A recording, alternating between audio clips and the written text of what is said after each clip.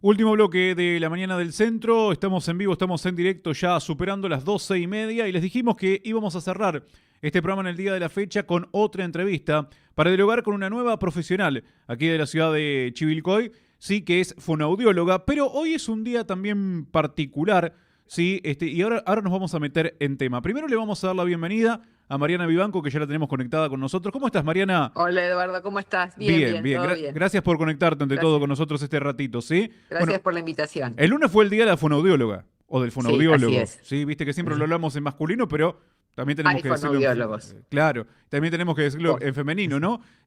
¿Hubo Sí. alguna salutación especial, algo? ¿Se juntan las fonoaudiólogas de Chivilcoy a celebrar o no? No, no nos juntamos a celebrar porque cada una estamos en este momento con muchísimo trabajo, Claro. entonces no nos juntamos. Igual nosotras pertenecemos al Colegio de Pergamino. Ah, El bien. colegio ha hecho actividades, pero nos cuesta mucho llegar nosotros a Pergamino o a La Plata o a Capital, donde están las celebraciones del Día de la Fonoaudióloga. Por ahí uno se junta con alguna fono que es más amiga o que comparte más cosas, pero es personal, no a nivel de grupo. Claro. Sí Sí, nos sí, hemos sí. juntado ante ciertas situaciones con el colegio que hemos tenido el año pasado o medidas que toma el colegio que nosotros no estamos de acuerdo. Entonces sí, ahí nos hemos juntado las fonoaudiólogas de Chivilcoy. Tenemos un grupo de WhatsApp donde quizás a veces a uno le llega un paciente, no puede entenderlo, lo comenta en el grupo, quién puede atender ese paciente, quién está capacitado. Ese es el contacto que tenemos. Bien, sí, cuando surge algún tema más Sí, profesional, ¿no? En este caso. sí. Mariana, dentro de lo que es digamos, dentro de lo que es el mundo de la fonoaudiología, se trabaja, digamos, con diferentes personas, con diferentes capacidades, discapacidades, especialidades. ¿Cómo es el manejo de cada uno de Eh, ustedes la- o en particular, ¿no?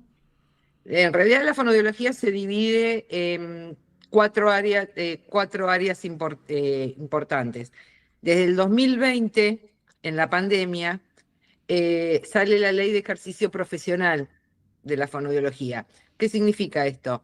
Siempre nosotras, yo digo nosotras porque en Chivilcoy somos todas mujeres, em, tuvimos que trabajar con derivación médica. Es decir, que si vos atendías a un nene o un adulto, si ese lo querías atender por la obra social, sí o sí necesitabas la derivación del médico, aunque el médico no hubiera visto ese paciente, como pasa muchas veces que los nenes concurren porque la mamá se da cuenta que ve que no habla bien, o que no pronuncia algunos sonidos, o que por la edad que tiene no habla. Entonces tenía que ir al médico para que le hiciera la orden para poder ir a la fonoaudióloga, por una cuestión burocrática. Desde ese año, como empiezan a necesitar tanto las fonoaudiólogas por la parte respiratoria y deglutoria, recordemos que fue época de COVID, de Sí, pandemia, sí, sí. en las terapias intensivas, es como que nos dan nuestra propia ley. Esto nos permite a nosotros derivarnos los pacientes, es decir, que vengan los papás y nosotros mismos decir sí, es para tratamiento, yo hago la orden, lo puedo presentar a la obra social. Y hace que la fonoaudiología ya, si bien veníamos con cuatro áreas bien delimitadas, como que se reconozcan estas cuatro áreas, que son el área del lenguaje, el área de la voz, el área de audición y fonoestomatología, que corresponde a todo lo que sea respiración y deglución. Bien. Bueno, y está bueno también el poder recurrir y concurrir directamente a la profesional que estamos necesitando, ¿no? Claro, Como pasa en otras áreas también, ¿no? De la sí, medicina. No esto por sí. una derivación. Sí, porque en general pasaba eso, iban a la derivación, nada más que muchas veces eran las dos, en el caso de los nenes chiquitos, Sí, que no hablaban bien o que es muy común que no pronuncien la R. Era la seño del jardín la que le decía a los papás tenían que ir al médico, el médico, si el nene no tiene ninguna dificultad, tiene un desarrollo normal, no se enferma, no van al pediatra a los 5 años todos los meses, como los primeros años para los controles. Entonces iba solamente para esta cuestión burocrática. Mariana, recién mencionaste, sí, que tienen mucho trabajo y preguntarte particularmente, ¿no? ¿Cuál es la principal demanda hoy que estás atendiendo, ¿no? Mayormente como fonoaudióloga. Yo hago solamente, yo me especialicé en lenguaje, Lenguaje. en un área, y algunos casos de fonoestomatología. Eh, el mayor, las mayores dificultades las estamos viendo con trastornos del lenguaje, trastornos importantes, porque la pandemia dejó secuelas en algunos nenes. Vos calculá que hay nenes que de 2 años, que cuando empiezan a compartir, salen de su grupo familiar, empiezan a compartir en una guardería, en un jardín, se pasaron 2 años encerrados sin poder compartir con el otro. Claro. Que el Sí. otro es el que le enseña, el otro el par. Sí, sí, sí, Siempre sí. estuve. Entonces, hubo nenes que no tienen dificultades y hubo nenes que quedaron con alguna dificultad. Entonces, por eso es que está habiendo tantos casos. Esto puede ser, yo te lo pregunto, digo, puede ser, digamos, también el entorno familiar que pueda tener este niño o esta niña. No, puede ser, las causas pueden ser muchísimas, puede ser el entorno familiar, puede ser algo biológico, puede ser madurativo. No olvidemos que durante pandemia los chicos, por una realidad que tuvimos que vivir todos, la única forma que tuvimos de comunicarnos fue una pantalla. Sí. Y en menores de 2 años están prohibidas las pantallas. Y entre 2 y 5 años, 45 minutos por semana o 1 hora. Pero los papás se tuvieron que quedar en la casa a trabajar y no podían estar todo el día jugando con esos nenes o estar estimulándolos. Entonces, ¿qué sucedió? Le dieron una pantalla. Una pantalla es el teléfono, los dibujitos, Sí, sí, una sí, tablet. sí. Entonces, eso también dejó sus secuelas. Te lo preguntaba, ¿sabes por qué? Por el hecho de, bueno, por ahí si el niño o la niña tenía más hermanitos, poder tener esta estimulación. Ahora sí, el chico estaba solo, lo que recién decías, 2 años sin contacto con ningún par. Sí, sí, lo que pasa es que también los hermanos, De- depende de las edades de depende de los las edades, hermanos. claro. Si vos tenés un nene de 2 años y el hermano tiene 12, es probable que no jueguen juntos. Sí, Eh, también. si no, sí, el entorno influye muchísimo. En todos los tratamientos, tanto la constancia de concurrir a la terapia como el entorno familiar, es el pilar fundamental. Si vos no tenés una familia que te acompañe, el nene puede ir a cualquier tratamiento, el nene o la nena, a cualquier tratamiento y no se puede sostener. Mariana, bueno, obviamente nos estás diciendo que hubo un antes y un después de la pandemia. Sí. Digo, pero ¿hay algún síntoma, algo que el padre, la madre pueda detectar, ¿sí? Para concurrir al servicio profesional, a consultar a ustedes a la fonoaudióloga? ¿Algún aspecto a tener en cuenta? Y por ejemplo, aspectos son que a los 2 años no diga ninguna palabra, al año y medio no diga ninguna palabra, cuando al año y medio, 18 meses, que puede ser antes, puede ser después, se produce la explosión de vocabulario. Entonces es cuando por nosotros primero aprendemos a entender para después poder hablar. Antes de saber, de poder decir mano, yo sé lo que es una mano. ¿Sí? Sí, sí, sí. Entonces, esas pautas llevan a los papás muchas veces a la consulta, o que tenga 4 años y continúe hablando como un bebé. También, claro. Sí, Digamos, el lenguaje de bebé es el que habla todo con la T, que decimos todo, que hable como un nene más chiquitito, sí, sí, sí, por no supuesto, como sí. los otros nenes. Sí, viste que por ahí al año y pico ya, por ahí no te salen las palabras, pero ya te querés comunicar de alguna Es, manera, ¿no? es al año y pico, 2 y 8 meses, 2 años, es la explosión de vocabulario y es la etapa de la jerga ininteligible, cuando los chicos practican todos los sonidos que pueden producir, que parece que hablan en otro idioma, y se dan cuenta que algunos de esos sonidos les sirven para que los demás le entiendan y otros no. Entonces van dejando de lado algunos sonidos y van incorporando otros. Bien, o sea que si ya, por ejemplo, los 4 años también, como estás diciendo, todavía sigue utilizando el mismo lenguaje, ¿sí? Sí, De bebé también hay un síntoma. sí. sí, sí, sí, Y sí, en este tiempo, digamos, en cuanto a tratamientos que se van haciendo, también se fue, digamos, en lo que es la parte del lenguaje, ¿no? Te estoy preguntando qué es la que sí, te especializás. También fue evolucionando, fue cambiando sí. algo. Fueron cambiando Evoluciona los niños. constantemente porque la ciencia y la medicina evoluciona constantemente. Hay diagnósticos que no lo estudiamos en la facultad y los tuvimos que estudiar después. Yo está bien hace un montón, hizo 30 años que me recibí. Yo cuando me recibí, para un paciente hipoacúsico vos tenías audífonos. Si los audífonos superpotentes no andaban, lengua de señas y lectura labial. Y ahora tenemos los implantes cocleares. Claro, ahí está la evolución, Las ¿no? autoemisiones que se le hacen a los bebés apenas nacen para saber si escuchan o no escuchan, si pasa el sonido. Yo no las estudié en la facultad. Digamos como que empezaron después y, y está dentro de Claro. la Ley Nacional de Detección de la Hipoacusia. Todos los bebés recién nacidos deben recibir esa evaluación de autoemisiones durante el primer mes de vida. Y sí, también fue evolucionando también la parte Sí, tecnológica, ¿no? sí, Convengamos, y esto también ha ayudado en algún aspecto, en algún punto. sí. Sí, evolucionó muchísimo, muchísimo, y sigue evolucionando y siguen evolucionando las formas de abordaje o tratamiento. Eh, en su momento a nosotros en la facultad, en una época nos explicaban o nos enseñaron que si un chico no hablaba, no le podíamos permitir que hiciera un gesto. Tenía que hablar, tenía que hablar o hablar. Y hay muchos diagnósticos, o los nenes que no hablan necesitan comunicarse, que sobre el habla está la comunicación. Entonces, una forma de comunicarse es usar el gesto. Constantemente nosotros usamos gestos Sí, para hablar, que acompañan nuestro lenguaje hablado.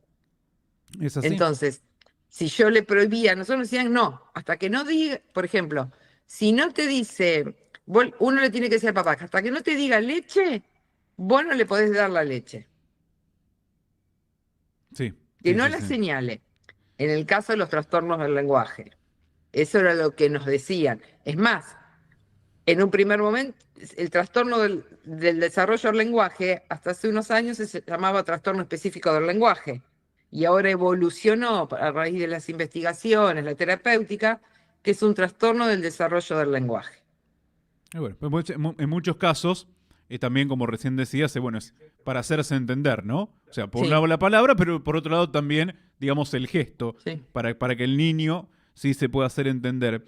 También te hemos convocado mañana para preguntarte si, ¿qué es la apraxia? Porque nos dijeron que hoy es el día de la apraxia, En realidad hoy es el día, 14 de mayo es el día de la concientización de la concientización. sobre la apraxia del habla infantil.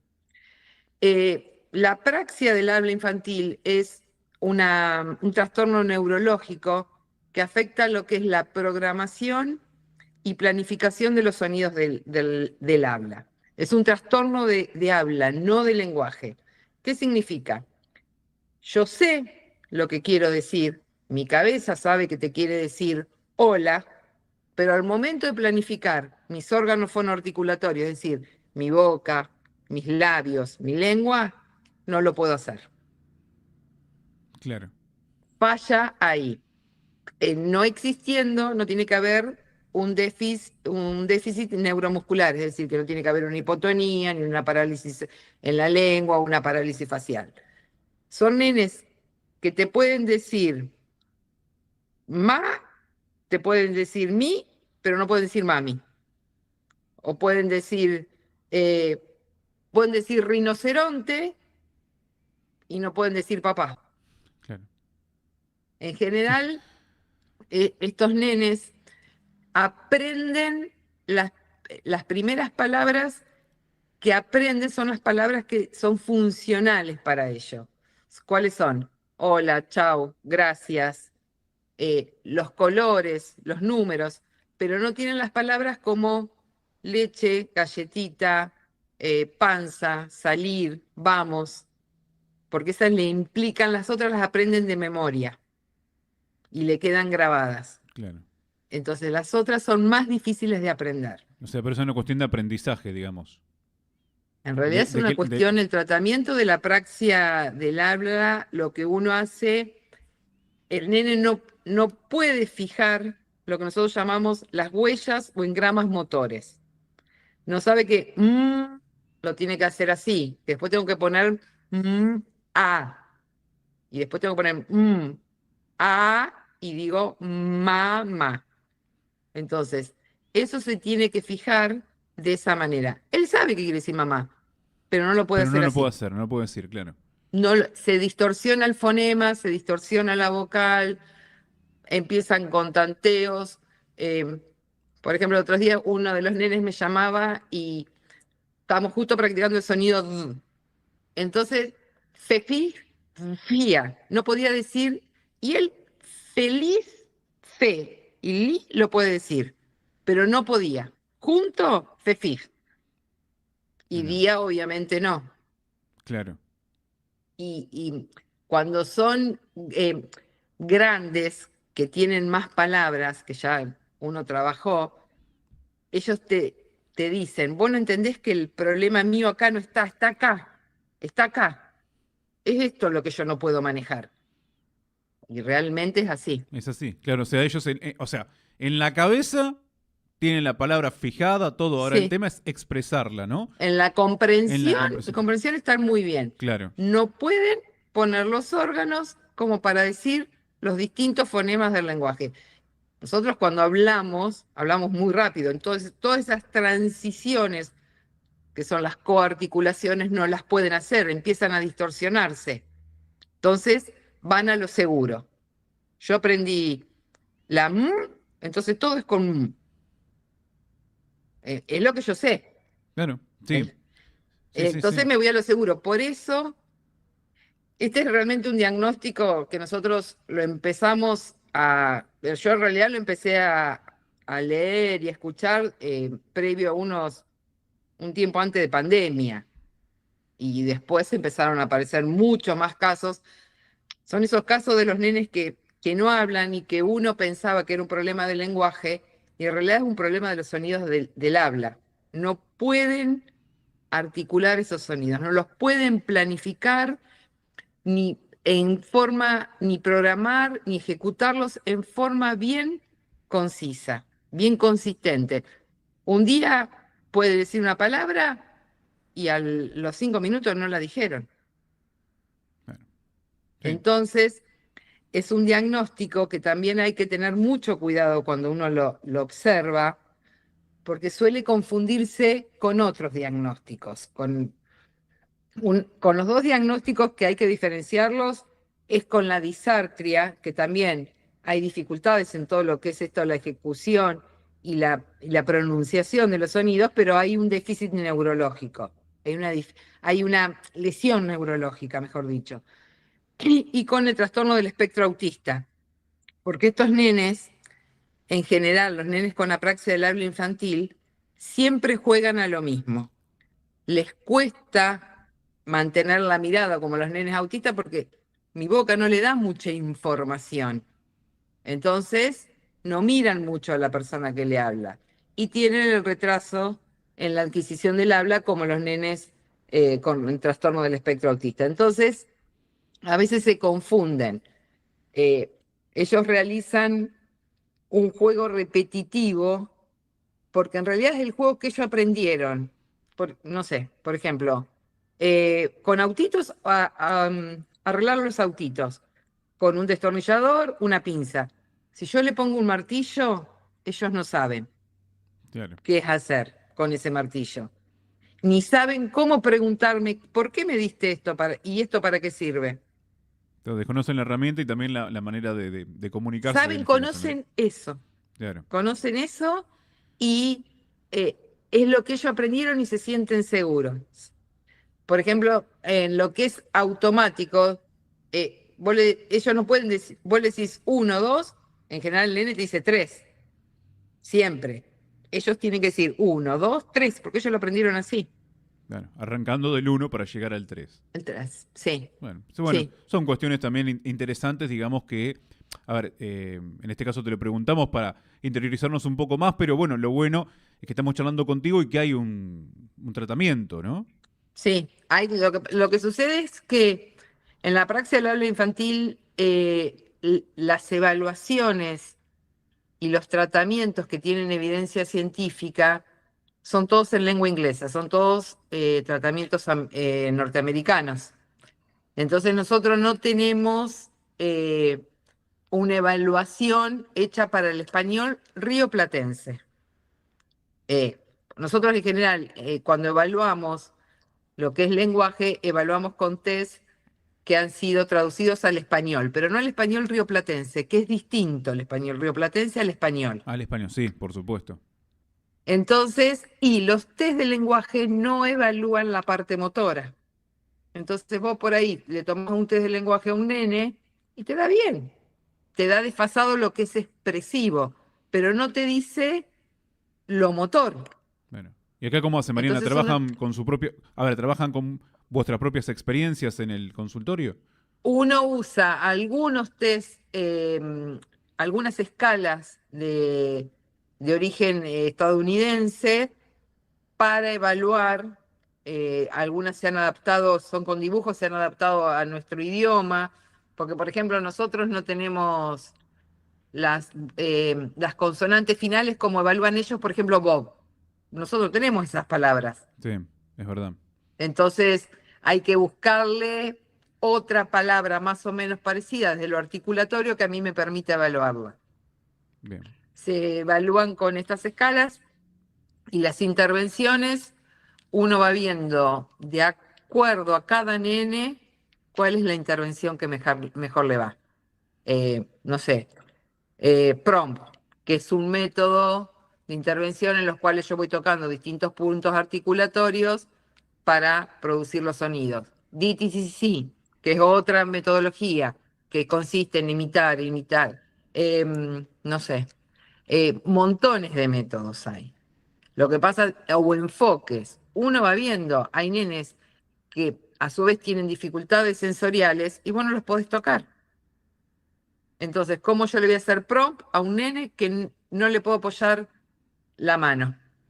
Claro, tenés que buscar Usamos otro método, claro. muchos gestos, o a veces no podemos conseguir el habla con el prompt, DTCC. Se usan medios de comunicación aumentativo alternativos como son una tablet, que ahí en ese caso uno lo usa, le va haciendo programas donde el nene, o pictogramas, que son imágenes, que va entregando para, como qué te quiero decir, la imagen de comer, la imagen de tomar, la imagen de me voy a dormir, Bien, o estos gestos que yo les estaba haciendo. claro. Bueno, la verdad, Mariana, bueno, primero agradecerte, por supuesto, por este tiempo que nos has dedicado y por estas enseñanzas también que nos has dejado. Esperemos que sean bien recibidas Sí, por nuestra sí. comunidad de Radio del Centro. Y bueno, ante cualquier consulta, duda, bueno, que se pueden también comunicar con ustedes, con las profesionales, que para eso están, ¿no? Nosotros obviamente aquí Sí. hablamos a grandes rasgos. En este tema específico, en este trastorno, hay que tener mucho cuidado porque no todos los profesionales están capacitados para verlo, para evaluarlo. Entonces, yo tuve que ponerme a estudiar cuando tuve mi primer paciente con apraxia, Claro. porque Sí, yo había sí. leído y tuve que hacer capacitaciones y cursos, y la única que está, somos dos, Valeria Walsh y yo, las que hacemos apraxia del habla infantil, o todo lo que sea trastornos motores del habla. Es bueno saberlo. Para las Sí, personas que precisen alguna consulta de estas sí. características, ¿no? Mariana, no te quito más tiempo. Muchísimas gracias por la Bueno, conexión con nosotros. Que no, sigas muy gracias a bien. ustedes. Muy amable. Mariana Vivanco Bueno, charlando con nosotros aquí en la Mañana del Centro. Fue una audióloga y bueno, de paso nos hizo conocer un poco de qué se trata.